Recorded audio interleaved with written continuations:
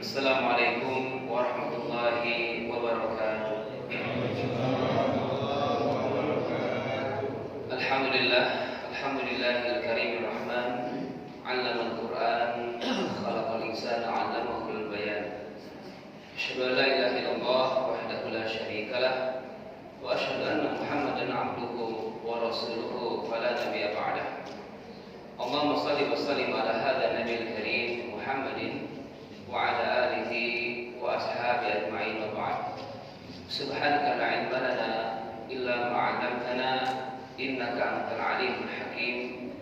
Rabbana zidna 'ilma. Allahumma ati nufusana taqwaha wa zakkiha anta khairu man zakkaha anta waliyuha wa maulaha. Bapak-bapak, ibu-ibu, dan sahabat-sahabat beserta adik-adik yang dirahmati Allah Subhanahu wa taala, tanpa terasa kajian kita masuk di bulan berkah, bulan suci Ramadan. Semoga apa yang telah kita niatkan dari niat yang telah kita buatkan sejak masuk bulan Rajab dan Sya'ban, dan hari ini aktivitas kita untuk bisa masuk menikmati jamuan Allah di bulan Ramadan. Jangan sampai kita tergolong menjadi orang yang merugi, ya. Sebagaimana yang dikisahkan dalam sebuah hadis, saat itu Rasulullah naik tangga mimbarnya. Ya, mimbar Rasul itu ada berapa tangga? Ada 3 ya, Pak. Setiap tangganya itu beliau mengaminkan. Ya, nggak biasanya naik tangga baca amin. Tangga pertama amin, tangga kedua amin, tangga ketiga amin. Setelah beliau memberikan tausiahnya atau khutbahnya, setelah turun tangga, para sahabat kepo istilahnya, pengen tahu, ya Rasulullah, alama amanta, atas apa kau aminkan? Nggak biasanya Rasul naik tangga itu mengucapkan amin, tapi di hari itu berbeda. Maka para sahabat bertanya-tanya, atas apa kau aminkan? Rasul berkisah bahwasanya tadi Jibril alaihissalam datang, ya, kepadaku dan membisikkan, dan setiap bisikannya Rasulullah aminkan. Nah, hati-hati kalau terjadi di antara kita ini diaminkan Rasul, ya. Kira-kira mustajab nggak doa beliau? Mustajab. Hati-hati, bukan, jangan sampai termasuk golongan yang diaminkan oleh Rasulullah, ya. Yang pertama Rasul mengatakan, dzukirtu 'indahu wa lam yusalli 'alayya. Ya, Rasul mengatakan, raghima anfu rajulin dzukirtu 'indahu fa lam yusalli 'alayya. Ya, jadi ini judul hadisnya adalah raghima anfu rajul. Apa artinya? Rugi, kata Rasul, ya. Raghima anfu rajul, rugi. Siapa itu? Dzukirtu 'indahu fa lam yusalli 'alayya. Disebut nama posisinya, tapi orang tersebut tidak bersolawat atasku. Ini hati-hati, yang jarang, ya, yang nggak pernah atau bahkan anti solawatan, hati-hati. Diaminkan Rasul jadi orang apa? Merugi. Nah, maka sering-seringlah bersolawat, terlebih dari Jumat, ya, karena solawat kita ini akan dibalas dengan solawat yang di mana Allah pun menghormati, memberikan penghormatan kepada Rasulullah dengan ayatnya innallaha wa malaikatahu yusholluna 'alan nabi ya ayyuhalladzina amanu shallu 'alaihi, ya, perbanyaklah berselawat, sallu 'alaihi wa sallimu taslima, berselawatlah dan bertaslim kepada Rasulullah sallallahu alaihi wasallam. Nah, di sini luar biasa kerugian, ya, disematkan kepada orang-orang yang tidak bersolawat kepada beliau. Sebenarnya beliau nggak butuh solawat kita. Ibarat gelas yang sudah penuh, ketika diisi air lagi, tumpah airnya, kan? Begitu Rasulullah. Rasul sudah penuh, nggak butuh lagi. Ketika bersolawat, kira-kira butuh beliau, maka sholawatan untuk siapa? Untuk kita, ya. Doa yang kita panjatkan dalam sholawat ini untuk siapa? Untuk kita, ya, keberkahan dan keselamatan. Ini yang pertama. Yang kedua, Rasul mengatakan, mengaminkan kedua kalinya. Raghima anfu rajulin, rugi, kata Rasul. Siapa itu? Man adraka walidah falam yudkhilahul jannah. Rugi. Dan Rasul aminkan kerugian ini. Siapa itu? Itu orang-orang yang ditakdirkan masih bisa ketemu dengan orang tuanya, ibunya atau bapaknya, tapi anak tersebut tidak menjadikan orang tuanya wasilah untuk bisa masuk surga. Artinya apa? Durhaka, tidak berbakti pada keduanya, padahal pada keduanya terletak penghormatan yang sangat mulia. Nah, maka kalau kita lihat level ibadah ini setelah penghambaan kita kepada Allah, yang kedua apa? Baktinya kita kepada orang tua. Yang kedua apa? Jangan diremehkan. Kita sebagai orang tua, di sisi lain kita sebagai anak dari orang tua yang telah wafat. Nah, maka di sini Allah menempatkan birrul walidain, baktinya anak kepada orang tua, ranking kedua setelah penghambaan kita kepada Allah Subhanahu wa taala. Wa qadara rabbuka alla ta'budu illa iyyah wa bil walidaini ihsan. Luar biasa. Begitu sebaliknya, dosanya anak kepada orang tua, durhakanya anak kepada orang tua, level dosanya menempati dosa kedua setelah syiriknya hamba kepada Rabbnya. Di surah Luqman, kisah tentang Luqman menasihati anaknya. Wa idh qala Luqman libnihi wa huwa ya'iduhu ya bunayya la tusyrik billah inna syirka la dzulmun 'adzim. Berikutnya apa? Wa wassayna al-insana biwalidayhi. Ila ayat. Artinya apa? Uququl walidain atau durhakanya anak orang tua itu level kedua setelah syirik kepada Allah Subhanahu wa taala. Maka hati-hati yang masih diberi kesempatan untuk mengurus orang tuanya, walaupun realitanya ngeselin, betul nggak Pak? Ngejengkelin, apalagi Pak? Pokoknya banyak. Ingat, sama kita juga. Waktu kecil, orang tua kita mengurus kita, sama kita pun ngejengkelin mereka. Nah, sekarang diuji kita ini. Apa yang mereka minta taati, apa yang mereka minta istilahnya wujudkan.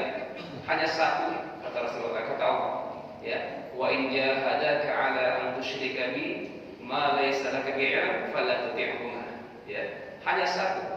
Kalau ada orang tua kalian, kata Allah, mengajak, bahkan dia istilahnya itu bermujahadah, sungguh-sungguh mengajak kalian untuk berbuat syirik, maka tidak ada ketaatan kepada orang tua. Hanya satu saja. Selebihnya itu kita harus musahab. Kita harus berbakti kepada orang tua senakal apapun, sejahat apapun. Hanya satu, masalah syirik saja. Pernah kemarin ada yang nanya, Ustaz, ibu saya masih judi, gimana nih berbakti nggak? Luar biasa. Udah sepuh, 70 tahun masih dengar judi, Pak. Luar biasa. Nah, di sini saya bilang kalau selain syirik, antum harus tetap berbakti pada orang tua. Luar biasanya penempatan orang tua. Maka rugilah orang yang masih Allah berikan usia untuk bisa melihat orang tuanya, melihat ayahnya, melihat ibunya, tapi dia tidak berbakti. Itu adalah jalan menuju surga.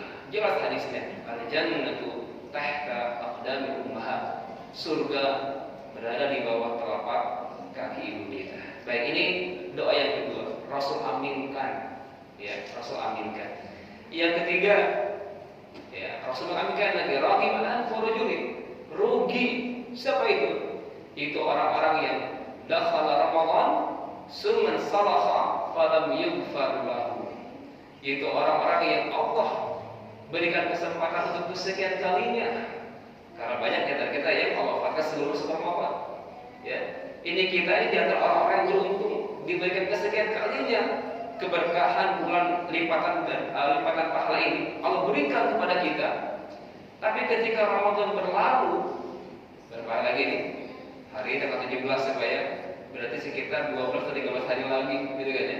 Nah, di sini kalau Ramadan berlalu, walam yughfar lahu, tapi dosa-dosanya tidak diampuni. Ini rugi.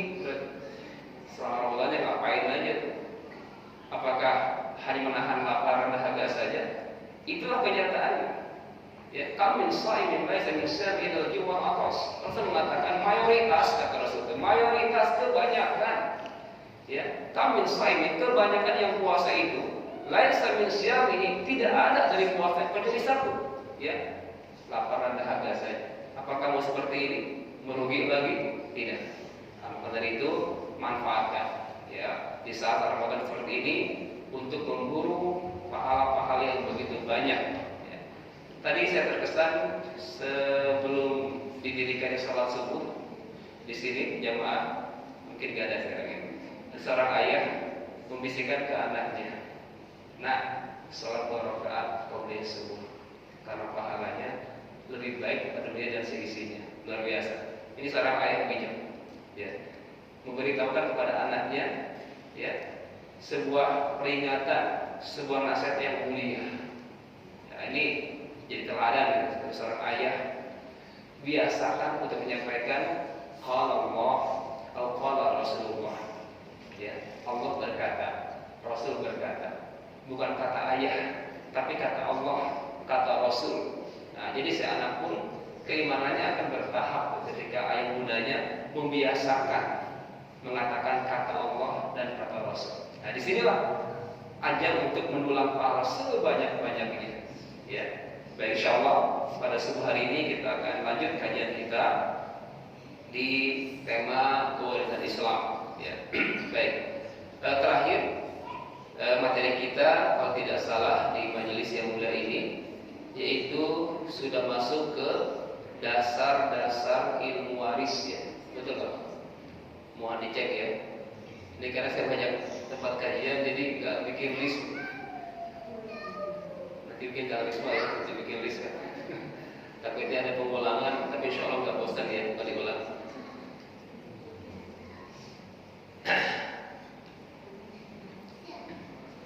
Mohon doanya hari ini dan alhamdulillah berkah Bapak Ibu di 2 pekan yang lalu lembaga yang saya pimpin Syariah Wali Center mendapatkan wakaf ya, berupa ruko seluas 240 meter persegi, lantai 2 Pak. Di lantai 1-nya masih disewa-sewakan, lantai 2-nya belum, hanya sekat-sekat kamar. Alhamdulillah dari seorang hamba Allah, seorang jenderal, saya nggak kenal beliau. Allah datangkan, saya presentasi, masya Allah udah tergiur, langsung akan wakaf. Ya, walaupun wakafnya hanya sementara dulu, diberikan 10 tahun. Ya, mohon doanya mudah-mudahan ini impian saya juga memiliki sebuah kantor atau markas untuk pelayanan kepada umat, baik itu edukasi maupun konsultasi. Dan mohon doa juga hari ini Syariah Wali Center mengadakan webinar dalam saya join dengan seorang notaris ya, Pak Haji Boy dari Bandung ya. Alhamdulillah tergabung insyaallah hari jam 10. Nah, jika Bapak Ibu yang akan bergabung insyaallah kita berikan payarnya atau BC-nya dengan tema menyelesaikan waris di bulan berkah ya. Jadi lebih kepada penyelesaian baik dari sisi hukum perdata yang berlaku di negeri ini maupun dari sisi syariah. Jadi saya tidak alergi dengan undang-undang ya, selagi undang-undang itu tidak berseberangan syariat maka itu saling menguatkan sebagai istilahnya itu legal standingnya ya. Baik, kita akan lanjut materi kita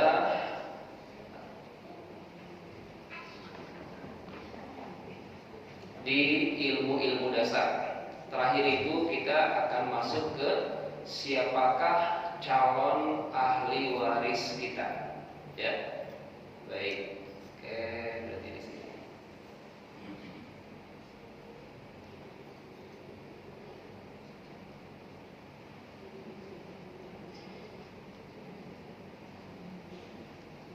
Masih ingat ya dasar-dasarnya?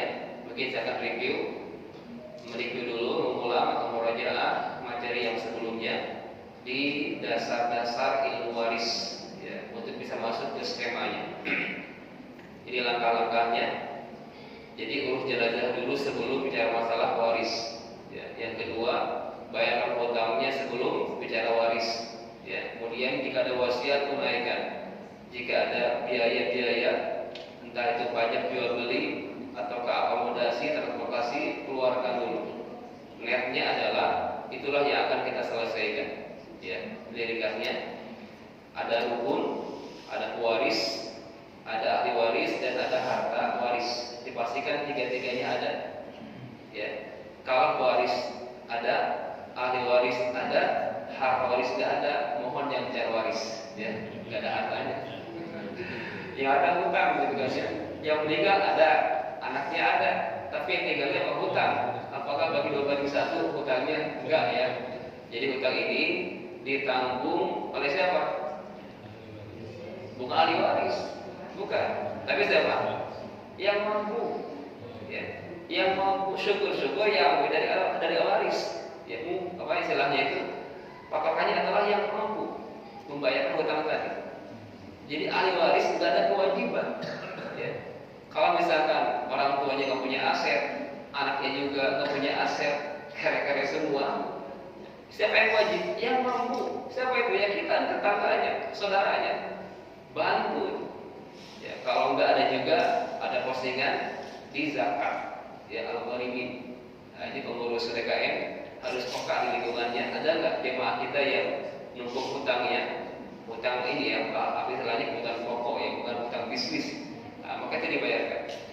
Syaratnya wafatnya pewaris dipastikan, hidupnya ahli waris saat waris wafat. Nah, jadi penting ini tentang kewafatan. Ya harus tahu mana yang duluan, mana yang berikutnya.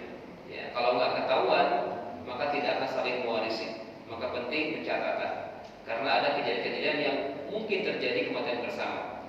Ya, seperti hanya gempa bumi, kebakaran, ya, tenggelam, apalagi Pak, tsunami, gitu kan ya. Kita nggak tahu kan. Di sana ada suami istri, barang meninggalnya. Kita nggak tahu barangnya apakah berbarengan ataukah ada yang duluan yang berikutnya, kita nggak tahu. Nah, harus tahu. Kalau nggak diketahui, la yu'lam aina as-sabiqu wa aina al-lahiq, fala yatawarasani, tidak saling mewarisi. Kalau tidak diketahui mana yang duluan wafat dan mana berikutnya. Oke. Yang ketiga adalah harus mengetahui sebab kekerabatan. Jangan salah. Kali ini insya Allah kita akan belajar siapa saja sih calon ahli waris kita. Gitu ya. Baik, penyebabnya. Nah, ini berkaitan dengan skema yang akan saya ajarkan. Ya. Pertama adalah karena pernikahan. Ya, jelas selama pernikahannya dalam ikatan yang utuh. Jika terjadi perceraian, maka secara otomatis gugur hak warisnya. Ya, walaupun sudah puluhan tahun berumah tangga, ternyata setelah cerai meninggal, maka perceraian menggugurkan hak waris. Jadi bapak mohon pikir sekali lagi, ketika menceraikan istrinya kaya raya, udah kaya raya sakit-sakitan lagi, nggak punya anak pula. Nah, ini bertahan aja pak. Baik, kita nggak tahu ya kematian siapa duluan. Yang kedua adalah hubungan nasab, hubungan darah. Ya, jadi selain yang dua ini, yang ketiga saya close aja karena nggak ada ya pembahasan budak, nggak usah kita bahas. Fokus yang dua saja, hanya dua saja. Selebihnya tidak ada menyebabkan pewarisan. Nanti bisa jawab sebelum bapak nanya. Ya, karena pertanyaan itu kalau nggak disertai ilmunya itu nggak keren. Banyak yang nanya, Ustaz, anak angkat dapat nggak? Anaknya dapat nggak? Kalau belajar seperti ini bisa jawab langsung itu. Anak angkat dapat nggak kira-kira? Nggak ada apa? Karena nggak ada hubungan, ya kan? Anak tiri, anak bawaan suami atau istri anak tiri namanya kan? Dapat warisan nggak? Nggak ada apa? Karena nggak ada hubungan dengan si baik. Hubungannya apa? Gitu kan? Itu kan anak bapaknya, itu anak ibunya. Ketika wafat ibu misalkan istrinya, suami bawa anak, ya bukan anak si istri ini kan? Ya, makanya dengan dua poin ini saja, bapak ibu bisa menjawab pertanyaan tadi. Ya, anak sesuara dapat nggak kira-kira? Nggak dapat. Anak tetangga apalagi? Nah, di sini. Nah, jadi penting dasar ilmu ini supaya bisa menjawab pertanyaan dalam pewarisan. Baik, ini penyebabnya. Ada penyebab, ada penggugur. Nah, ini penting, ya kan? Walaupun nikahnya sah, walaupun nasabnya benar, tapi jika ada hal-hal yang menggugurkan hak dia sebagai ahli waris, maka tidak mendapatkan warisannya. Pertama adalah pembunuhan, suami bunuh istri, tapi nggak cerai. Tapi kematian istri ini karena dibunuh suami, nah, maka pembunuhan itulah yang menggugurkan hak waris sebagai seorang suami. Atau sebaliknya, istri bunuh suami, ya, anak bunuh ayah. Nah, ini walaupun nasabnya benar, itu anak gitu kan ya, si anak tadi gugur hak waris karena pembunuhan itu. Ya, dalam kaidah usul dikatakan man ista'jala qabla awanihi uqiba bihirmanihi. Ya, kaidahnya barang siapa yang ingin segera mendapatkan sebelum waktunya. Nah, yang membunuh kan pengen segera dapat, pada belum saatnya, pengen dapat duluan. Pada sabar dikit gitu kan ya. Nah, ini karena maaf terbawa emosi mungkin, atau karena kebutuhan, atau karena hal yang lain. Ya, karena banyak dilaporkan kami temukan beberapa keluarga perusahaannya besar. Terakhir itu dulu saya menyelesaikan perusahaan bis Merdeka. Ya, itu bis legenda rute Priangan Timur ya Pak ya, Tasik, Jakarta, waktu saya kecil itu bis Merdeka. Itu luar biasa, dengannya itu lumayan asetnya di mana-mana. Nah, ternyata di antaranya itu ada terjadi pembunuhan, ya karena saling rebutan. Nah di sini kalau nggak kuat iman, kalau nggak ada iman, maka pertumpahan darah akan terjadi. Ya, di kalangan saudara sendiri, ya antara anak dan ayahnya, antara kakak dan si adiknya akan terjadi. Ya, ini kalau nggak kuat iman. Nah maka di awal pertemuan kita ini terus saya push masalah keimanan dulu sebelum bicara angka-angka. Baik, yang kedua adalah berbeda agama. Nah ini izah dari kita ini agama ini di atas. Al-Islam ya'lu wa la yu'la alaih. Islam itu tinggi dan tidak ada yang menyainginya. Ini terhormatnya agama Allah yang satu ini luar biasa. Al-Islam ya'lu wa la yu'la alaih. Berbeda agama, tidak saling mewarisi. Walaupun dia senasab, mungkin dia bapaknya atau dia anaknya, kalau beda agama, Rasul tegas mengatakan la yatawarasani ahlu millatain. Tidak saling mewarisi dua agama yang berbeda. Atau di hadis yang lain mengatakan la yarisul muslimul kafir wal kafir al muslim. Jelas sekali hadisnya. Ya. Nah, di sini berbeda agama ini akan menggugurkan. Ya. Namun ada telaah gitu kan ya. Patokannya adalah saat waris meninggal agamanya apa? Kan di lapangan banyak yang murtad setelah orang tuanya wafat. Nah, gimana gitu kan ya? Ketika orang tua wafat dia masih muslim. Karena penyelesaian tertunda gitu kan ya. 10 tahun kemudian anaknya murtad. Tapi belum dibagi-bagi itu warisannya. Gimana? Dapat nggak kira-kira? Nah, maka patokannya adalah saat waris wafat. Agama ahli waris tadi apa? Ya, bukan saat penyelesaian. Karena banyak kita yang menundanya karena beberapa alasan. Nah, di sini pentingnya segera selesaikan, ya, agar istilahnya itu tertata. Ini milik siapa sekarang? Yang awalnya milik ayah atau ibu kita berpindah kepemilikannya kepada ahli waris dengan posisi baik. Yang ketiga kita hal saja mudahkan kalau sudah tidak ada. Ini dua hal, pembunuhan dan berbeda agama. Tapi saya menemukan satu lagi tentang buku ini, satu lagi dari kitab yang dikarang oleh Abdullah Al-Habsyi dari Maroko. Beliau menambahkan satu penggugur lagi, jadi 4 ya. Jadi al-qatlu wa ikhtilafud din wa ridqu, yang keempat adalah ada ta'yin, ya, tidak adanya selisih waktu. Nah ini Pak, dari yang saya bahas ya. Jadi selisih waktu ini menjadi syarat juga. Kalau nggak ketahuan selisih waktunya, gugur. Misalkan suami istri baru akad jam 10 pagi. Ketika berangkat setelah resepsi misalkan ya, pada asar mau berangkat ke hotel untuk malam pertama misalkan, tengah jalan jebret tabrakan, meninggal di tempat. Kita nggak tahu nih suaminya duluan atau istri duluan. Nah, gitu kan ya, baru akad, sah akadnya. Walaupun belum terjadi hubungan intim, itu nggak masalah. Karena syaratnya adalah akad saja. Dimujar diakdi nikah sahih halal at-tawarus, maka terjadi saling waris. Nah, namun di sini kendalanya adalah tidak diketahui mana yang duluan wafat, mana yang menyusul kemudian. Ini kalau ada detektor, alat mendeteksi selisih mayit yang meninggal itu kira-kira ada nggak? Di kepolisian namanya forensik ya. Kalau forensik kira-kira kekuatannya berapa jam? Hitungan bisa nggak dihitung. Ada hitungan ya. Tapi yang saya minta tadi itu detik. Forensik itu kalau masalah jam, hanya ngitung akurat di jamnya saja. Yang dibutuhkan di sini adalah hitungan detik bahkan.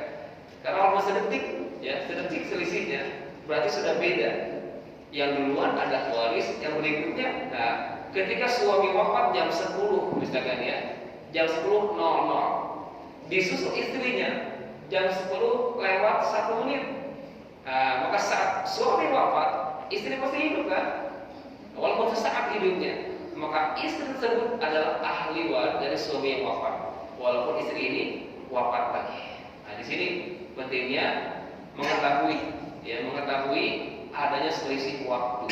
Jadi kalau tidak diketahui seperti kejadian tsunami atau gempa dan sebagainya, maka tidak saling mewarisi. Ya udah, suami mewariskan ke keluarganya, istri ke keluarganya. Antara mereka berdua tidak saling mewarisi. Ayah dan anak, ya, kemudian pesawatnya kebakaran, nyungsep ke laut. Kita nggak tahu bapaknya dulu apa anak duluan. Ini nasabnya benar, gitu kan ya? Karena nggak ketahuan mana yang duluan, maka antar berdua tadi tidak saling mewarisi. Harusnya kan anak mewarisi ayahnya, atau sebaliknya ayah mewarisi anaknya. Karena nggak ketahuan, maka masing-masing aja.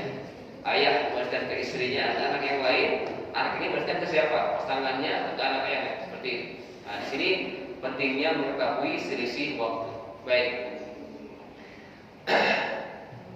Ilustrasi bagian yang akan kita pelajari ke depan, entah sampai kapan ya, insyaallah bertahap dan pelan-pelan. Ini ilustrasinya, ya. Pertama adalah ada kemungkinan di mana ahli waris mendapatkan angka-angka pasti. Namanya adalah al-furud. Orang yang disebut ashabul furud. Makanya ilmu ini disebut al-faraid, ilmu tentang angka-angka pasti. Pasti maksudnya adalah ditetapkan langsung oleh Allah Subhanahu. Hanya 6 angka saja. Setengah, 1/4, 1/8, 2/3, 1/3, 1/6. Nah, jadi saya cara bacanya yang kayak tadi ini saya bagi 2. Karena ini amanah ilmu dari guru saya dapatkan dari Syekh Sarwat di Iskandaria. Ketika saya pelajari beliau untuk ilmu ini, beliau mengatakan seperti, dan saya pegang sampai sekarang, ikhwan isnai tafad pula. Jadi secara matematika ini gesernya setengahnya, setengah, 1/4, geser setengahnya kan, 1/4 ke 1/8, itu geser setengahnya. 2/3, setengahnya berapa? 1/3. 1/3, setengahnya berapa? 1/4. Nah ini, jadi beliau mengatakan ikhwan isnai tafad pula. Ya, hafalkan yang 2, setengah dan 2/3, maka akan hafal semuanya. Baik, itu dan kebanyakan angka-angka ini dimiliki oleh waris dari kalangan perempuan. Kebanyakan. Ada laki-lakinya sedikit dan ayah. Selebihnya adalah perempuan, baik sebagai istri, sebagai anak, sebagai cucu, sebagai ibu, sebagai nenek, sebagai saudara perempuan. Itu bu, jatah ibu sebagai perempuan itu jelas angka-angkanya. Ibu setengah, 1/4, 1/8, tergantung posisi ibu sebagai apa? Kesi mayit. Jadi patokannya jangan biar hidup. Kesi mayit ini siapa? Saya siapanya mayit. Nah, gitu kan ya. Maka angkanya akan berkurang. Adapun yang kedua, namanya adalah asobah. Asobah artinya adalah bagian yang tidak pasti. Ya, bisa ngambil seluruh harta, itu asobah. Atau yang kedua, hanya dapat sisa, ya sisa mungkin banyak, mungkin sedikit. Atau juga tidak dapat apa-apa, tapi tidak asobah. Nah, dan ini adalah kebanyakan kaum laki-laki di sini. Jadi bedanya kalau yang perempuan sudah jelas bagiannya, kalau laki-laki belum jelas. Nah, kita ini bapak ya sebagai ayah, sebagai anak, atau sebagai suami selalu jelas gitu kan. Tapi sebagai seorang ayah atau sebagai anak ini hampir kebanyakan asobah ya. Bagiannya tidak pasti, belum jelas, nunggu berapa yang tersisa. Ya, mungkin banyak, mungkin sedikit, mungkin tidak dapat apa-apa karena habis hartanya diambil oleh kelompok yang pertama ini, ya ashabul furud. Atau yang ketiga, ada kondisi terhalang. Ya. Kenapa terhalang? Karena ada ahli waris yang lebih dekat lagi. Contoh misalkan mayit meninggalkan ayahnya dan kakeknya. Nah, ada ayah, ada kakek. Nah, kira-kira yang dapat siapa nih? Ayahnya apa kakeknya? Ayahnya. Nah, kakek ini maju. Kenapa? Karena masih ada ayah dari si mayat yang wafat. Nah, jadi di sini kekuatannya adalah Bapak Ibu harus tahu pertama nasabnya, yang kedua kekuatan siapa yang lebih dekat, itu saja. Ya, ada anak, ada cucu. Cucu dapat nggak? Nggak dapat, ya kan? Ada saudara, ada ponakan, mana yang dapat? Ada paman, ada ponakan, mana yang kuat? Pamannya atau ponakannya? Nah, mana yang kuat, Pak? Paman atau ponakan? Dari sisi kedudukan? Nah, paman atau ponakan? Belum belajar, dimaklum ya. Baik, hari ini insya Allah kita belajar skemanya. Nah, di sini apa istilahnya puncaknya. Dan saya simpulkan setelah saya menjelajah ilmu waris ini dan mohon doanya, disertasi saya pun saya ajukan tentang waris. Alhamdulillah sudah sidang proposal, tinggal menulis. Dengan tuliskan alhamdulillah saya dapat promotor juga langsung ke Haji Didin Hafidzuddin, promotor saya dan dokter yang lain alhamdulillah. Mudah-mudahan Allah mudahkan. Nah, di sini saya temukan metodenya adalah hafalkan dulu siapa yang menghijab. Gitu Pak. Kalau Bapak Ibu sudah bisa menguasai siapa yang menghijab, insya Allah itu setengahnya Bapak kuasai ilmu waris. Kita katakan dari sebuah qaul dari ulama, ya, haram ayyub ya bil barat man lam ya'rif al hadith. Haram bagi seseorang berfatwa berbicara masalah waris kalau dia nggak paham masalah hapus menghapus, terharam atau tidak terharam. Nah, di sini potongannya. Jadi saya bikin buku, ya. Ini buku yang saya tulis. Ini yang versi bahasa Indonesia. Saya juga nulis bahasa Arab. Yang pertama bahasa Arab dulu. Al-Manahij Al-Haditsah fi Luqat Al-Mirasiyah. Ketika saya kuliah di Kairo, alhamdulillah sebanyak 300 halaman. Dalam waktu sekitar 2 pekan saya nulis tangan. Waktu itu kita belum kenal yang namanya komputer atau laptop, belum ada Pak. Jadi saya kuliah tahun 2003 itu masih manual, tulis tangan. Ya. 2005 baru ada komputerisasi. Nah, waktu itu alhamdulillah ada teman saya yang menuliskannya. Jadilah buku ada. Kemudian saya nulis lagi bahasa Indonesia, bukan terjemahan bahasa Indonesia. Dan sekarang sedang terjemahkan ke bahasa Inggris. Mohon doanya dulu. Nah, di sini teorinya adalah metodenya kuasai dulu siapa yang menghalang. Makanya hadits Rasul mengatakan al-hiqu al-fara'id bi ahliha fama baqiya fa huwa li aula rajulin dzakari. Ini patokannya, ya. Berikan angka itu kepada pemiliknya. Ada pun sisa. Nah, di sini asal maksudnya cari laki-laki terdekat kepada si bayi. Nah, itu patokannya. Aula rajulin dzakari. Nah, insyaallah hari ini kita akan bahas siapa mereka itu. Baik. Kita akan masuk ke skemanya. Biar mudah, posisikan Bapak Ibu sebagai mayitnya. Biar mudah. Mayitnya saya, ya, biar mudah. Pertama adalah suami atau istri. Pasangan kita. Ini saya kasih garis hitam simbol pernikahan. Ya, kalau perceraian nanti nggak lagi anak kewarisan. Jadi mayit ini meninggalkan suaminya atau istrinya. Mungkin dua-duanya. Mungkin Bapak seorang mayit meninggalkan suami dan istri. Siapa yang meninggal? Suami atau ya. Nah, baik. Ini yang pertama, karena pernikahan. Jadi suami bisa mewarisi istrinya atau sebaliknya istri bisa mewarisi suaminya yang wafat. Asalkan mereka berdua masih dalam ikatan pernikahan. Baik. Ini yang pertama, close ya, suami istri. Setelah berkeluarga, Allah berikan karunia pasangan, keturunan berupa anak, al-bulugh, ya. Di sini kita bedakan jenis kelaminnya.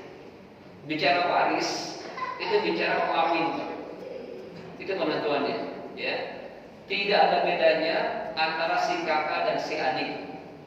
Tidak ada bedanya, mohon maaf, antara si soleh dan si nakal. Nggak ada bedanya. Itu adilnya Allah di sini. Kalau kita mohon maaf, bapak sendiri, ibu sendiri, kira-kira kalau ke anak sayangnya ke siapa? Ke yang berbakti pastinya. Ke yang nakal sayang nggak kira-kira? nyebelin, nyakitin, sayang nggak kira-kira? Nggak sayang kan? Tapi Allah ceritanya lain, ya. Nggak jadi syarat kesolehan itu. Yang satu rajin ke masjid, yang satu lagi rajin ke diskotik. Bapaknya meninggal, dua-duanya dapat, Pak.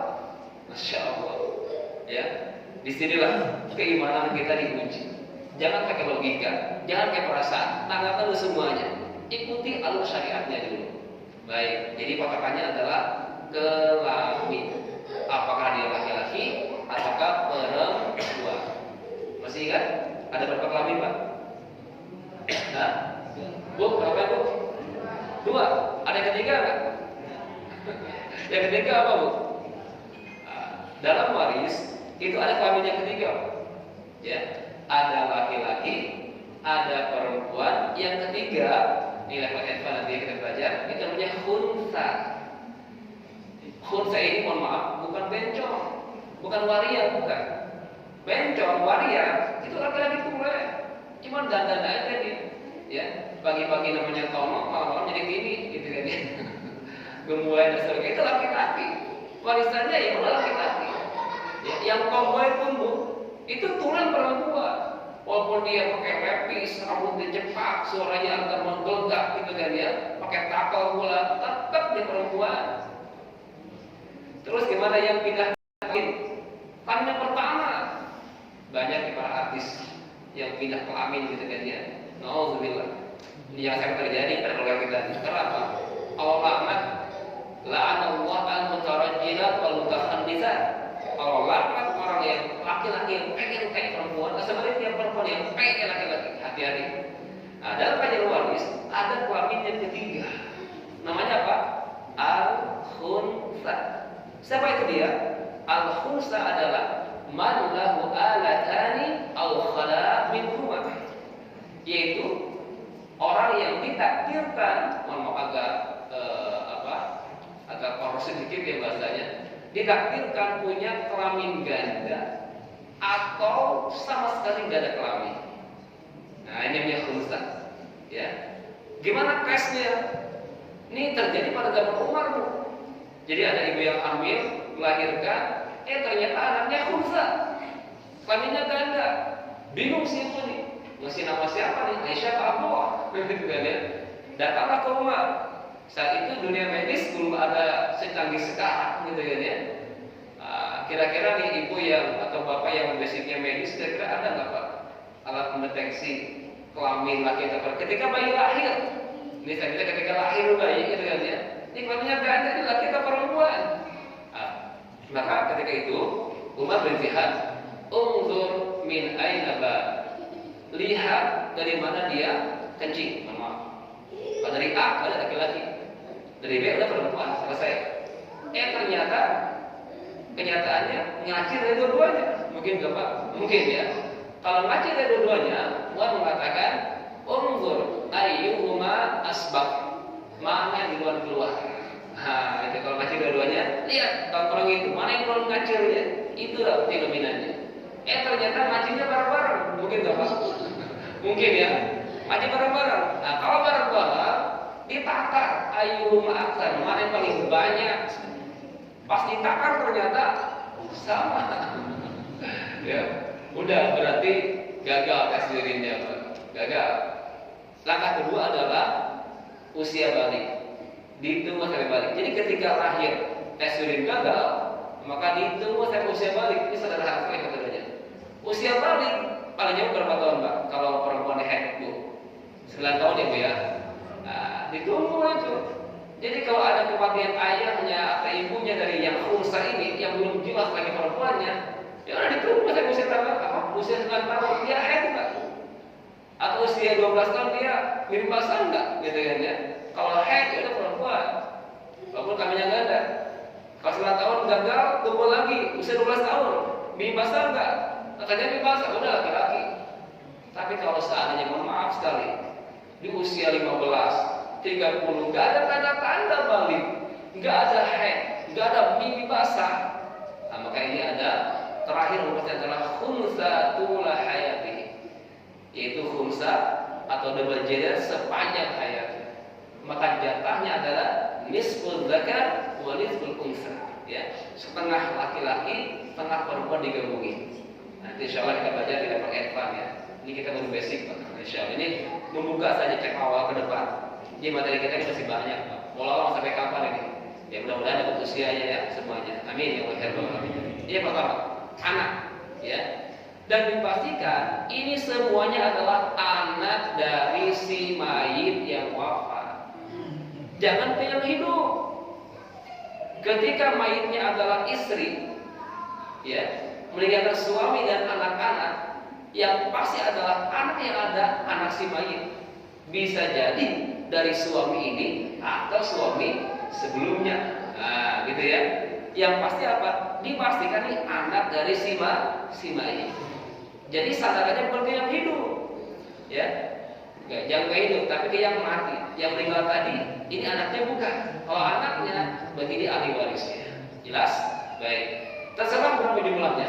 Yang pasti adalah kelaminnya dipisahkan. Yang laki berapa, yang perempuan berapa. Karena masing-masing ada penetapan yang berbeda. Baik, close di anak-anak. Berikutnya adalah ring kedua, cucu. Nah, ini hati-hati, udah agak berat ya. Cucu ini maksudnya adalah para cucu baik laki atau perempuan dari garis keturunan anak laki-laki. Nah, di sini ya. Adapun cucu-cucu dari garis anak perempuan tidak termasuk ahli waris. Adil gak deh? Adil gak Pak? Baik, ini adil ya. Seimbang gak kira-kira? Seimbang ya. Gini cara pola pikirnya. Ini diambil dari laki-laki kan. Laki-laki ini kan punya istri kan. Ketika istri ini wafat, anak ini dapat nggak kira-kira dari keluarga istrinya? Nggak dapat kan? Betul. Gantian di sini. Keturunan perempuan bukan diwaris. Anak perempuan ini punya suami kan. Nah, ketika suami ini wafat, dapat nggak anaknya? Dapat dari keluarga suami atau ayahnya. Nah, ini jadi seimbang tidurnya dari keluarga samping. Gantian. Baik, ini ya. Ini penetapan. Jadi cucu yang dimaksud adalah cucu atau laki atau perempuan dan garis keturunan laki-laki sampai ke bawah. Anak, cucu, udah gantung siwur kalau masih ada silakan dicek. Itu semuanya dari garis laki-laki. Jelas Bapak Ibu? Baik. Karena saya pernah menangani saya punya turunan Pak. Pernah orang Arab. Orang Arab kan nasabnya lumayan kuat.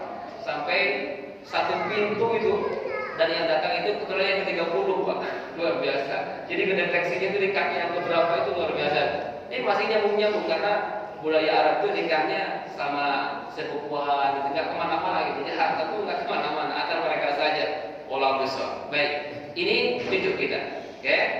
Jadi si mayit meninggalkan anak atau cucu. Teorinya ring kedua ini bisa dapat kalau ring pertama nggak ada. Gitu aja. Selagi masih ada anak, maka cucu waiting list. Jelas ya? Lanjut. Berikutnya adalah ayah dan ibu si mayit. Ayah kandung, ibu kandung. Selain ayah dan ibu kandung bukan ahli waris. Contoh, ada orang tua asuh, bukan ahli waris. Ada mertua, bukan ahli waris. Apalagi ada orang tua, apalagi nih istilahnya nih, orang tua tiri, ayah tiri, ibu tiri, gitu kan ya, bukan ahli waris. Yang menjadi ahli waris adalah mana kalau ayah ibu ini sudah cerai, ya, kira-kira ayah ibu ini bisa nggak ada warisan dari anak yang wafat duluan? Dapat nggak Pak? Dapat, karena nggak ada istilah mantan sama anak ini. Walaupun mereka ini orang tua ini sudah cerai antara mereka berdua, gitu kan ya, nggak masalah, ya, karena yang kita bicara adalah si mayit ini anak dari mereka. Maka si ayah tadi, si ibu tadi, masing-masing berhak mendapatkan warisan dari anak yang wafat terlebih dahulu. Jelas ya? Baik. Nah, di sini sampai di sini Bapak Ibu sebenarnya sederhana. Ada 3 golongan ahli waris utama. Maksudnya apa? Yang pasti dapat. Jadi kalau saya lanjutin sampai ke sini, Kan banyak kelihatannya kan, banyak banget tuh kelihatannya. Tuh dulu, ya.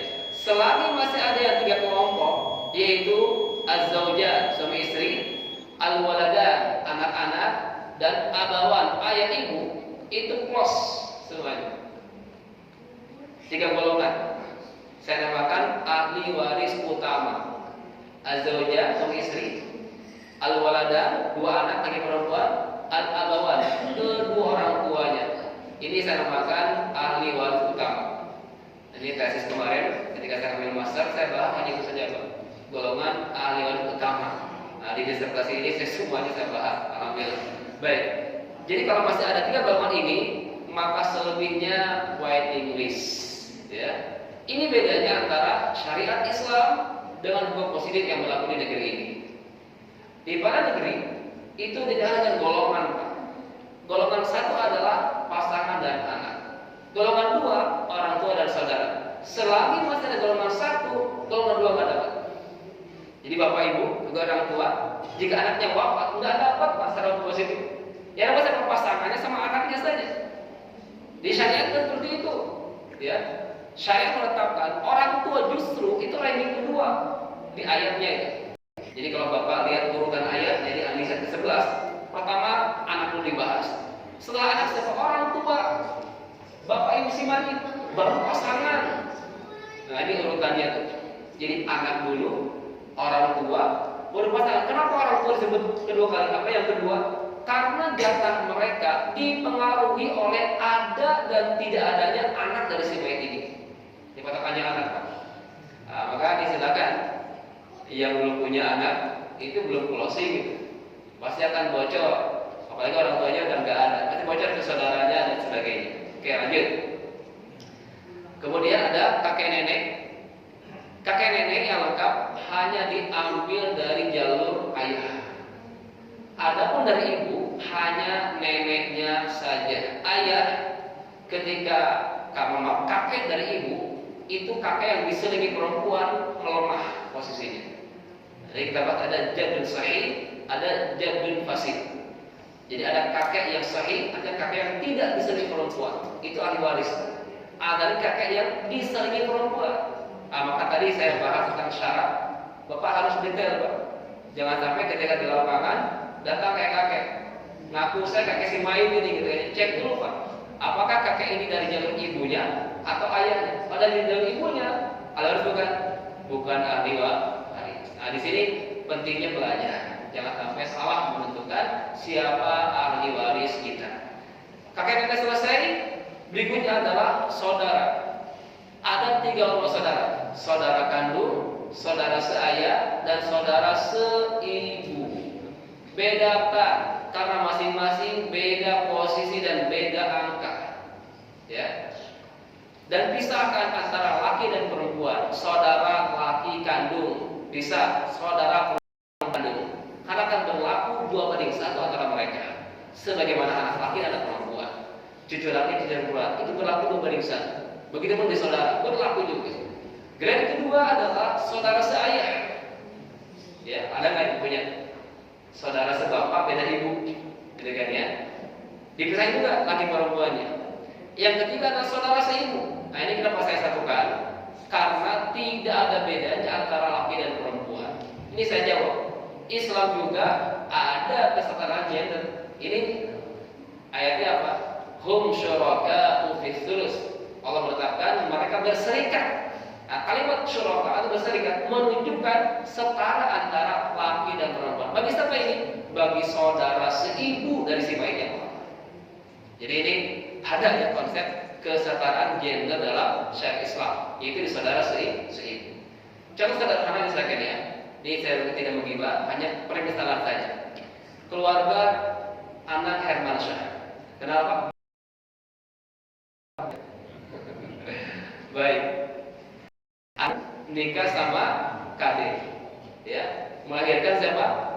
Aurel dan Azril, betul nggak? Oke. Kemudian cerai, anak ceraikan siapa? Kade.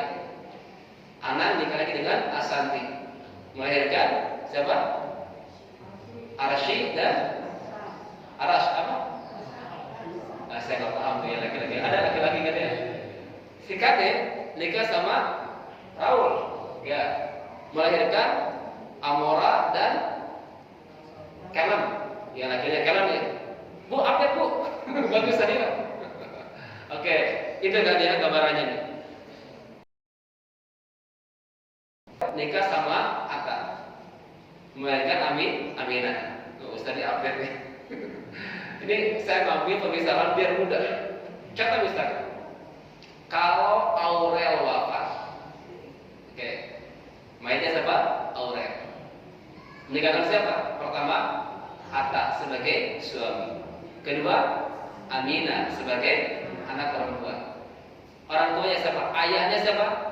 Anak. Ibunya siapa? Kade, bukan Asanti. Asanti kan ibu sambung. Walaupun sudah cerai anak sama Kade, tapi kalau Aurel yang meninggal, maka Kade sama anak udah waris ada Aurel. Lumayan kan? Berapa asetnya sekarang? Saya nggak tahu. Nah, gitu ya. Jelas. Berikutnya lagi, saudara kandungnya siapa? Azrael. Saudara seayahnya siapa? Saudara seayah dari Aurel siapa? Arshi, ya kan? Saudara seibunya siapa? Amora dan Karen bukan ya? Karen juga ya, mohon maaf. Amora dan Karen. Nah, di sana gambarannya ada saudara kandung, ada saudara seayah, ada saudara seibu. Ini saya terima kasih ke keluarga Anang karena saya mencatatkan, gitu kan nggak ada, gitu kan ya. Karena keluarga gue mungkin nggak ada ya lengkap seperti Anang, gitu kan ya. Ada saudara kandung, ada saudara seayah, ada saudara seibu. Alhamdulillah akur semuanya. Alhamdulillah. Wallahu a'lam. Baik, ini biar memudahkan saja pemetaannya. Baik. Kemudian berikutnya adalah ponakan. Nah, ini mohon maaf, ya. Ponakan yang dimaksud dalam kajian waris adalah tidak sembarang ponakan. Makanya saya kalau pakai bahasa Indonesia itu agak ambigu, Pak. Ya. Saya lebih senang dengan bahasa Arab. Karena bahasa Arab itu luar biasa, sangat akurat, tepat sasaran. Ponakan nggak jelas laki atau perempuan kalian ponakan, ya kan? Ponakan perempuan, gitu kan ya? Terus ponakan dari mana nih? Dari saudara kandung kah? Dari saudara seayah kah? Atau saudara seibu? Nah, ini ambigu. Bahasa Arab dan saya terjemahkan seperti ini. Ibnu akhin syakik, itu anak laki dari saudara laki kandung, itu yang berhak jadi ahli waris urutan kesekian. Selebihnya nggak termasuk. Walaupun dia ponakan, misalkan ponakan perempuan nggak masuk, atau ponakan dari saudara perempuan, anak perempuan atau anak laki dari saudara perempuan kandung nggak masuk. Makanya saya garisin tuh, garisnya adalah dari saudara laki kandung. Maka hati-hati tuh, ya. Saya ponakannya, tunggu dulu, deteksi dari mana ponakannya, laki atau perempuan, laki. Dari mana dibetulnya? Dari saudara lakinya atau saudara perempuannya? Saudara laki, oke. Berarti ini ada tentunya jadi ahli waris. Jelas ya. Berikutnya adalah ibnu akhin li'ab, anak laki dari saudara laki seayah. Hanya dua golongan saja ponakan ini. Jelas? Lanjut, berikutnya paman. Sama nih, paman juga nih saya bingung, Pak. Coba saya tanya, paman dari ayah nyebutnya apa? Paman. Saudara ayah kita paman. Kalau yang perempuan, bibi. Dari ibu, saudara ibu namanya apa? Paman juga. Perempuannya bibi juga, gitu kan. Jadi bingung. Saya pamannya, tunggu dulu, gitu kan ya. Masa garisnya dari ayah di sini, Pak. Paman kandung, yaitu saudara dengan ayah kita yang seibu sebapak. Kita mayitnya, ya, kita punya ayah kita punya saudara kandungan, gitu kan ya, ayah seibu sebapak. Ini calon ahli waris kita nih, paman kandung. Adapun dari ibu, mohon maaf, nggak termasuk, lemah. Oke. Berikutnya, kalau masih ada paman seayah, saudara bapak yang sebapak itu bapak kita. Nah itu ya, baik. Cross sampai sini, paman seibu nggak masuk, bibi nggak masuk, paman bibi dari ibu nggak masuk, hanya dua golongan saja, paman kandung dan paman seayah. Terakhir, itu apa? Sepupu. Ini sama nih, kalau sepupu ini masih rancu, gitu kan ya. Saya batasi sepupu yang masuk kategori ahli adalah anak laki dari paman kandung atau anak laki dari paman seayah. Selebihnya bukan ahli waris. Ingat urutannya, Tadi saya tanya, mana yang kuat? Paman atau ponakan? Mana yang kuat Pak? Paman atau ponakan? Hah?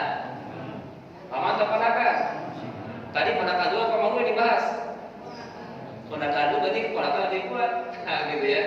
Maka di sini penting mengetahui urutan.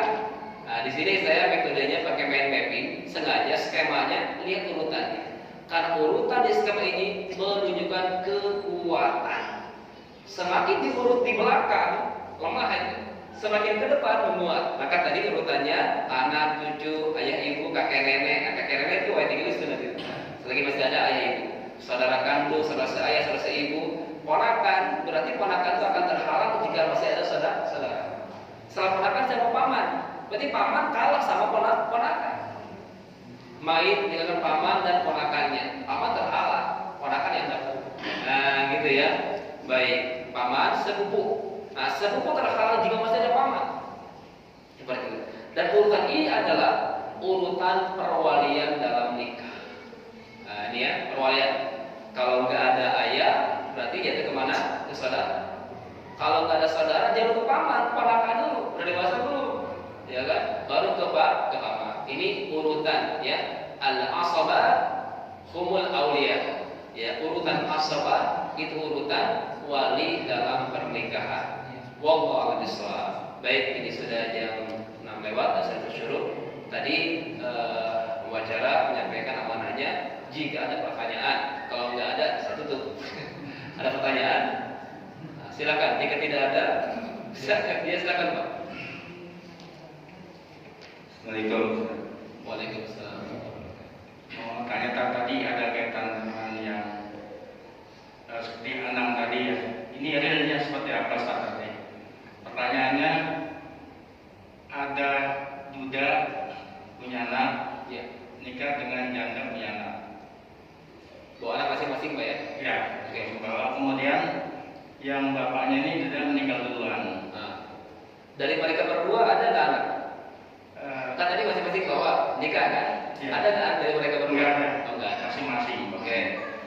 Kemudian yang dari ibunya juga meninggal.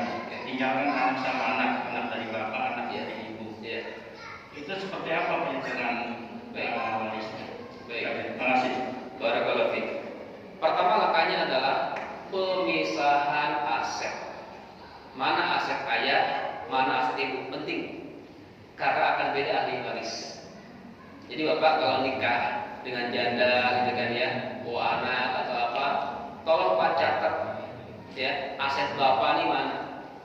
Ya. Aset itu 3 macam kategorinya.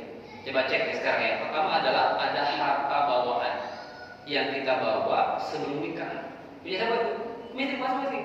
Milik suami atau milik si istri. Kalau dia bawa, misalkan bapak sudah bawa rumah, bawa kendaraan, bawa tabungan, gitu kan ya. Milik suami, pure, ya mutlak milik suami. Itu harta bawaan. Tapi ketika bapak akan diwariskan ke pasangan di antara. Begitupun istri, gitu kan ya. Ketika istri ibu bawa harta sebelum nikah, itu milik ibu, bukan milik. Tapi ketika wafat akan diwariskan. Ya. Jadi ibu kaya nikah dengan bujangan kerek, miskin dari kampung, gitu kan ya, desa. Hari ini menikah, besok meninggal. Laki-laki ibu, suami ibu dapat berapa? Setengahnya kalau nggak punya anak dari harta bawaan ibu. Ya, seperti itu Pak. Itu harta bawaan. Cek ada nggak? Yang kedua, harta dapatan, harta perolehan. Misalkan bapak atau saudara tadi dapat warisan dari orang tuanya, dapat hadiah dari perusahaannya, dapat gaji dari perusahaannya, bekerja gitu kan. Itu mutlak milik suami, ya kan? Ketika wafat akan diwariskan kepada ahli waris. Begitupun istri sama. Jadi 2 kaitan pertama ini adalah mutlak milik masing-masing. Yang ketiga ada namanya harta bersama, harta join, harta kongsi antara ibu dan bapak, antara suami istri. Ketika ada harta kongsi, pisahkan dulu sebesar kontribusi masing-masing. Silakan ijtihad. Masalahnya di lapangan kita ini tahu pemisahan ini, nggak tahu nih ayah ibu kita ini berapa ya. Maka ijtihadnya bisa ngambil 50-50 kah, 60, terserah. Makanya penting ada pencatatan harta suami dan harta istri. Nah, jadi yang pertama pisahkan dulu. mana aset duda tadi, mana aset janda tadi. Baik itu harta bawaannya, harta dapatannya, atau harta bersama. Atau harta bersama, pisahkan sesuai dengan kontribusi masing-masing. Jika ada pencatatan, kalau ada pencatatan, silakan ijtihad, ambil berapa persen pemisahan tadi. Udah clear. Misalkan rumah, ternyata rumah ini storage-nya barang-barang, udah jeda ini misalkan ya, barang-barang nyicilnya dan bangunnya misalkan, maka si as rumah tadi nilainya dibagi dua, 50-50. Nilai misalkan berapa? 2M. Berarti yang muda 1M, yang janda 1M. Ketika sudah diwafat, maka objek warisnya adalah 1M, bukan yang 2M. Jelas ya? Siapa ahli warisnya? Istrinya yang janda dan anak-anak dia, bukan anak istri. Jelas? Itu ya. Maka karena kewafatan duda dulu kan, cek orang tua duda itu masih ada nggak ayah ibunya. Kalau nggak ada, ya udah. Apalagi kalau anaknya laki-laki, close semuanya, nggak boleh cari kemana-mana. Jadi duda tadi adalah siapa? Istrinya dan anak-anaknya. Dari aset beliau yang 50%, 1M tadi. Close. Janda dapat tambahan kan? Pertama 1M sebagai kepemilikan di harta bersama plus 1/8 dari jatah ahli waris dia. Jadi 1M plus 1/8 dari suaminya itu. Meninggal, nilai siapa? Anak-anak, ya anak dia aja, ketiganya, bukan dari anak suaminya. Maka penting ada pemisahan aset. Wallahu besar. Itu gini Pak, penjelasan dari pertanyaan yang saya sampaikan. Ya, silakan Pak.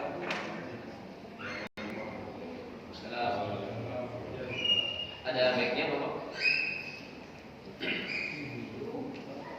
Ibu dulu. Silakan.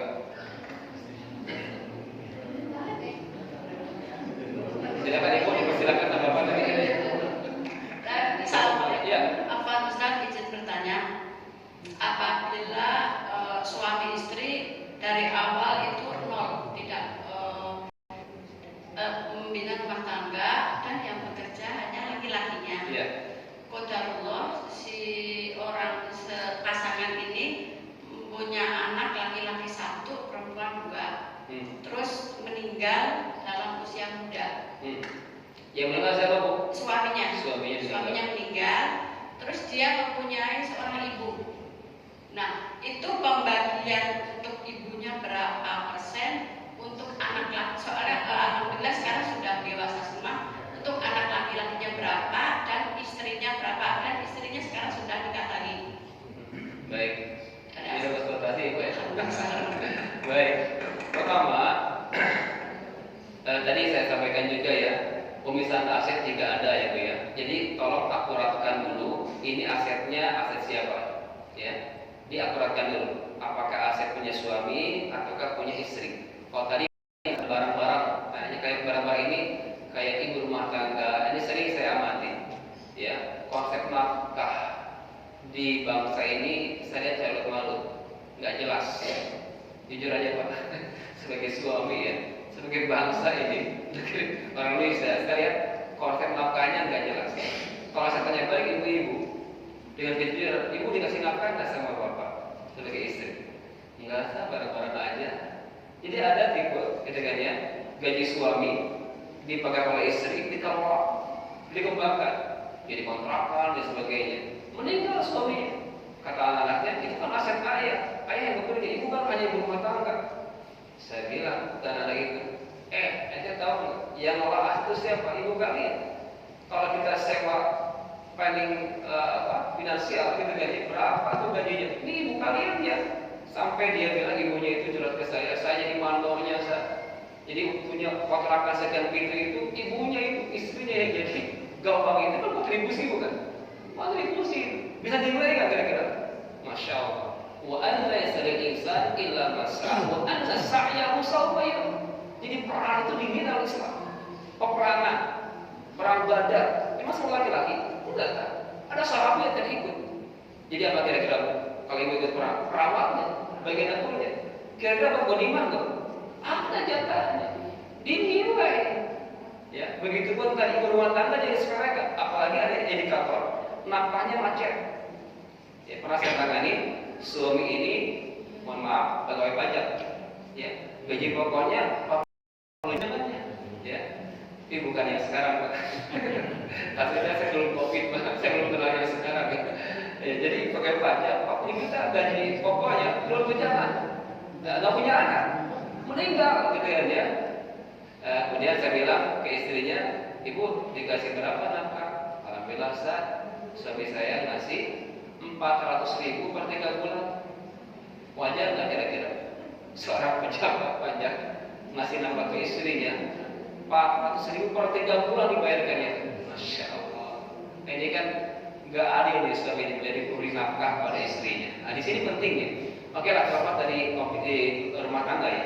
Ketika ibu sudah bisa memisahkan aset, yang suami mana, yang istri mana, saya khawatir ada akan bersama di sana, gitu kan ya. Ketika tidak ada, misalkan pure aset suami, oke. Siapa warisnya? Pertama istrinya, berapa? 1/8, ya.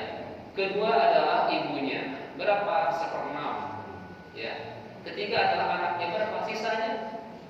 Jadi 1/8 buat istri, 1/6 ibunya, sisa buat anak-anak. Anak-anak laki perempuan, dewasa kecil sama. Begitu dengan perempuannya gini. Setiap laki-laki itu 2 sahamnya. Berapa laki tadi Bu? Berapa laki? 1 perempuannya? 3, 2, 3 anak ya. Jadi laki-laki ini 1, anak perempuan 2. Berapa bagian? Laki-laki itu 2, 3, 4 bagian. Sisa tadi dibagi 4. Yang anak laki 2/4 kali sisa harta tadi, dan yang perempuan dapat 1/4 dari sisa tadi. Jelas Bu? Jadi 1/8 buat istrinya, bagi ahli waris, 1/6 buat ibunya, sisa dibagi 4 bagian untuk anak-anak. Nggak ada bedanya antara anak yang sudah dewasa masih bayi merah. Yang penting laki perempuannya. Allah besar. Itu ya Bu ya. Baik, silakan Pak. Masih tadi namanya sedikit lagi ya. Suami masih punya ibu kandung, Ya. masih hidup itu bagian berapa itu? 1/6. 1/6 juga ya? Ya. Istri 1/8, ibu kandung 1/6 ya? Sisa buat anak-anak. Oke, bisa jelasin. Sekarang saya minta, saya punya masalah sendiri. Jadi saya punya saudara itu nikah lain agama, tapi begitu nikah tuh agamanya sama. Setelah punya rumah tangga, suaminya berubah agama kembali semula. Dan anaknya ini ada yang agamanya ikut ibunya, ada yang ikut suaminya. Terus sekarang suaminya meninggal ini, yang tadi pisah agama setelah nikah tadi. Itu gimana pembagiannya? Terima kasih. Baik. Harta suami yang kafir dan muslim, ya, itu tidak diwariskan kepada istri atau anak yang muslim. Ya. La yarisul muslimul kafir walal kafir al muslim. Seorang muslim tidak mewariskan ke orang kafir, dan sebaliknya orang kafir tidak bisa mewariskan ke orang muslim. Ya, kaya raya suami tadi, maka tidak bisa diwariskan kepada anak atau istrinya. Udah cerai belum Pak? Sekarang udah meninggal suaminya. Enggak, waktu sebelum meninggal udah cerai belum? Masih ini ya, dalam ikatan pernikahan ya. Cuman yang saya lihat ya, mohon maaf ya, ketika dia murtad itu sudah cerai otomatis. Karena kalau masih bersatu itu berzina ya. Karena beda agama, mereka beda agama itu zina kan. Nah di sini ya disampaikan. Di sini ditemukan lapangan seperti itu. Para artis dan sebagainya dengan sombongnya berita-berita diviralkan di masyarakat seakan-akan itu dilegalkan. Padahal agama tidak mensyariatkan pernikahan beda agama. Syariatnya apa? Beda kelamin. Betul kan? Itu syariat beda kelamin. Kalau sama itu justru nggak disyariatkan gitu kan ya. Baik, nah di sini ya, jadi harus sama agama, beda kelamin. Kalau saya dibalik, ya, beda agama, sama kelamin. Nauzubillah. Nah di sini Pak, harta si suami tadi, ini kemana nih? Diambil. Jadi beda. Kalau waris kan kita dapat, kalau ngambil kita yang di atas. Jadi sah, halal hartanya diambil. Namanya al-fai, rampasan. Betul. Bisa diambil. Jadi terhormat kita ini. Nggak gini Pak, tapi gini ambil sama anaknya, dengan ya. Kalau misalnya ada ibunya, ya itu silakan berbaginya, tapi nggak berlaku hukum waris. Ya, kalaupun misalkan si ibu dan si anak tadi menjaga diri, tidak mengambil harta tadi, lebih baik. Dengan ya. Tapi kalaupun misalkan dalam keadaan maaf, kita misalkan Ustaz Ferry, ya kan bapaknya masih non muslim kan, kaya raya ketika dia nggak punya anak, kecuali Ustaz satu lagi, udah ambil aja. Al-Faid namanya. Jadi ada walimah, ada al-faid. Walimah adalah rapasan dengan perang, al-faid adalah rapasan. Allah Sekarang setelah dia menyuruh istrinya kan muslim, ya. tapi anak yang non muslim itu bagaimana haknya? Kebagian nggak Ustaz? Kata hadis gini ya, atau gini suami istri. Ya. Begitu suaminya meninggal, kan diambil oleh istrinya tadi berarti ya. Kan kadang anaknya juga ada yang non muslim juga. Ya. Itu gimana haknya? Makanya yang hanya bisa saling manusia adalah yang seagama saja. Berarti itu yang tidak Betul. ya. Nanti ketika ibunya wafat, yang jadi asal adalah anak yang muslim saja. Yang non muslim nggak dapat. Tapi ada solusi. Kalau dapat pemberian, boleh ibunya itu ngasih ke anaknya yang non muslim itu boleh. Boleh ahli waris misalkan ya, udah clear warisnya, udah close misalkan ya, saya mau ngasih ke kakak saya yang non muslim, nggak apa-apa pemberian. Nah, tapi bukan hak waris. Jelas ya? Allah baik. Satu lagi Ustaz, kalau suami istri tidak punya anak sama sekali, Tidak tapi punya dia anak. pungut, Ya. dia punya anak pungut, ya. Tapi dia punya adik laki-laki misalnya, tadi yang suami istri tadi, artinya kuat anak pungut atau yang saudara laki-laki? Suami istri nggak punya anak, Punya anak, Oke. tapi punya anak pungut. anak pungut. Tapi Oke. suami istri meninggal sekarang. Ya, anak pungut bukan ahli waris, tapi boleh kita kasih wasiat ketika masih hidup. Boleh ke wasiat, pemberian silakan. Siapa ahli warisnya? Itu adiknya. Tergantung siapa meninggal, suaminya atau istrinya. Lihat keluarga suami atau istri tadi. Berarti ketika suami wafat, istri dan saudara si suami. Hanya itu. Kalau tidak wafat, berarti suami dapat ahli waris. Jadi ahli waris dan saudara si istri. Karena nggak ada anak. Anak angkat, anak pungut itu bukan ahli waris. Diberikan boleh. Tuh, iya. Istri berapa seperempat naik karena nggak ada anak. Tadi seperempat ya. Seperempat kalau ada anak kan. Kalau nggak ada anak naik seperempat. Ya. Baik. Terakhir ibu, jadi saya mohon izin, bukan ganti minta. Silakan. Assalamualaikum warahmatullahi wabarakatuh. Waalaikumsalam warahmatullahi wabarakatuh. Izin bertanya Pak Ustaz. Ya. Saya punya orang tua masih hidup, punya anak laki-laki dan perempuan. Ya. Sedangkan orang tua saya masih hidup punya warisan, tapi anak laki-lakinya sudah meninggal, perempuannya sudah meninggal juga, tapi si ibu masih hidup. Bagaimana pembagiannya Pak Ustaz? Terima kasih. Yang meninggal berarti kita apa? Anak laki-laki. Suami masih ada, hidup meninggal kan? Suami sudah meninggal. Oke, duluan. Kemudian anak. Anak ibu saya punya anak laki-laki dan anak perempuan, tapi Yang laki-laki. meninggal. Anak lakinya meninggal duluan, Baik. perempuan meninggal duluan. Baik.